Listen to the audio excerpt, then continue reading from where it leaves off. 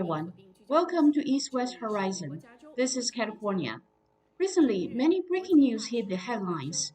Among them, the United States launched a motion at the G7 to come up with $200 billion for infrastructure to counter the influence of China's Belt and Road Initiative. Today, we officially launched the Partnership for Global Infrastructure and Investment. We collectively have dozens of projects already underway around the globe. And I'm proud to announce the United States will mobilize $200 billion in public and private capital over the next 5 years for that partnership. We're here today because we're making this commitment together as a G7 in coordination with one another to maximize the impact of our work. Collectively, we aim to mobilize nearly $600 billion from the G7 by 2027. Using $200 billion to build infrastructure for other countries, especially underdeveloped countries, seems to be generous. But it more looks like the US is using its weakness to fight against China's strength. First of all, let's see if the US' own infrastructure level is good enough to aid other countries. California, on the west coast of the United States, has not yet built a high-speed railway running through northern and southern California. It was proposed by the then Governor Schwarzenegger when I was still a reporter. Till now, nearly 20 years has passed by. According to ASCE 2021 report card for America's infrastructure, there's a water main break every 2 minutes and an estimated 6 billion gallons of treated water lost each day in the United States, enough to fill over 9,000 swimming pools.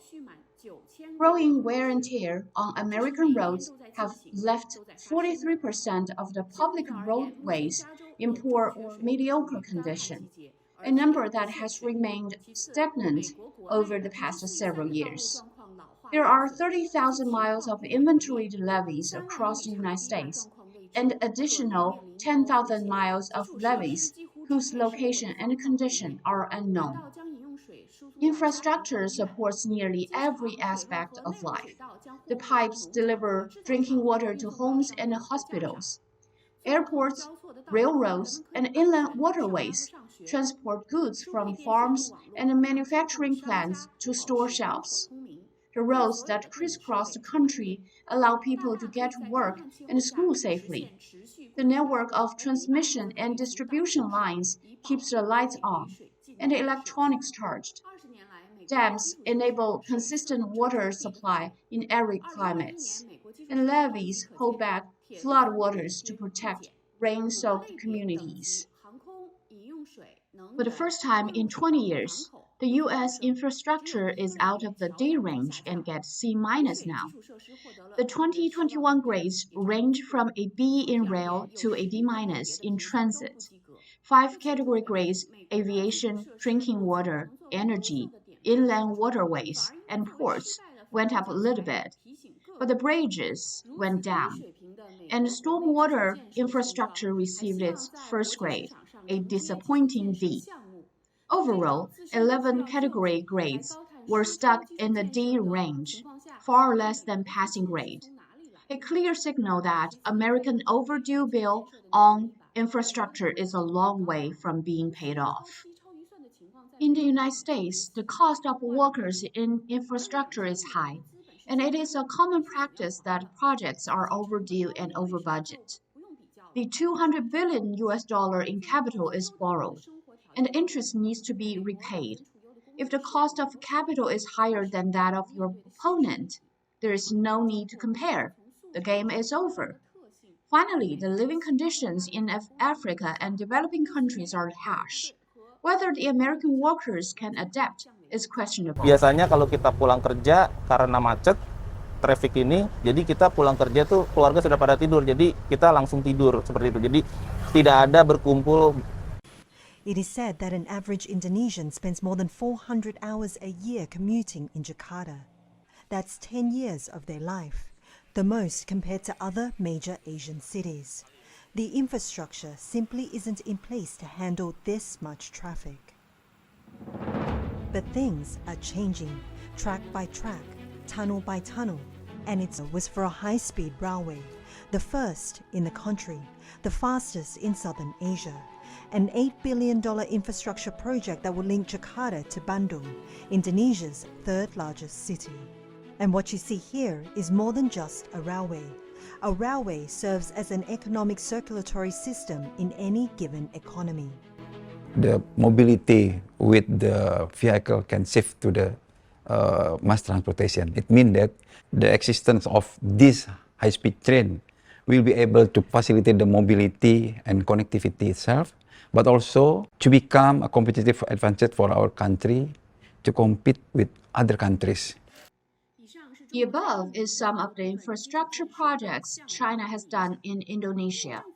The Indonesian government began implementing large-scale infrastructure upgrading projects a few years ago, including the construction of new airports, railways, and the development of public transportation. The entire program is estimated at $150 billion, and only $15 billion has been allocated from the budget, while the rest will be brought in from abroad. The Indonesian government has attracted Chinese investment in infrastructure projects totaling more than $13.2 billion and said it will guarantee the activity of foreign companies in the country. Experts commented that there may not be anyone who can really beat China in the competition for infrastructure projects in Indonesia.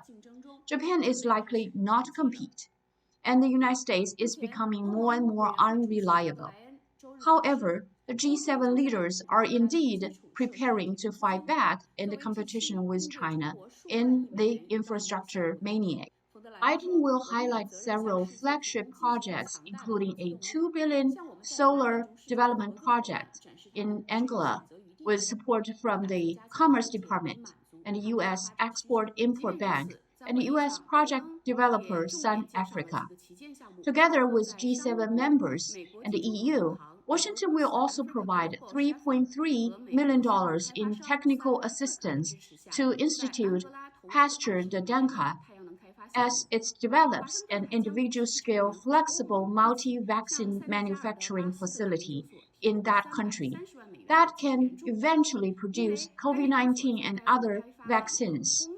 The U.S. Agency for International Development will also commit up to $50 million over 5 years to the World Bank's new Global Child Care Incentive Fund, a project aimed at address the gap in suitable child care infrastructure. If the United States and its allies are initiating a second new Cold War, it is not wise to be a leader without understanding your own weaknesses and strengths. Although the resignation of British Prime Minister Boris Johnson is only an internal affair of a country, all leaders of the G7 should really reflect on the international tensions that they have created. The current geopolitical condition is not what it used to be. Well, that is all for today. Our program continues to focus on international issues, and we look forward to mutual learning between the East and the West. Thank you for being with us. See you next time.